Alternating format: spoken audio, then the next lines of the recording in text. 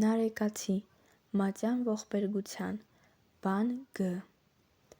Ողբեր երգեցի ես շարահյուսված այս նոր մատյանում, որն իբրև կցորդ մեծապես գիտակ բոլոր վշտերի,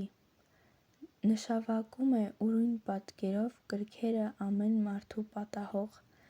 այս երկրում ապրող ամեն հասակի բանականների համար անխտիր,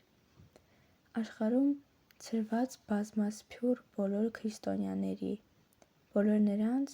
որոնք կյանքի առաջին շրջանում են, և նրանց, որոնք արբունքի են հասել,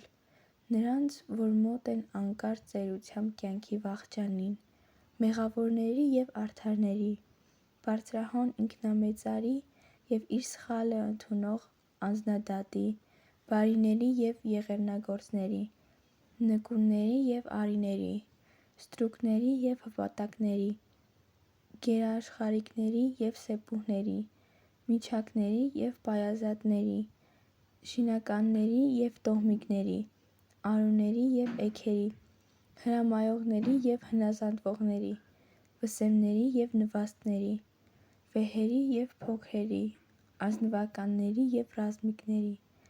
ձիավարժների և հետևակների, քաղաքացիների ու գեղջուկների, ահավորի սանձնով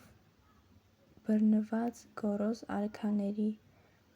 վերնականների հետ խոսացող մենակյացների, մաքրաքենցաղ ու տիրանվեր զգաստների, երջանկակրոն և ընտրելագույն քահանաների, վերակացու և բարեզգեցիկ առաջնորդների,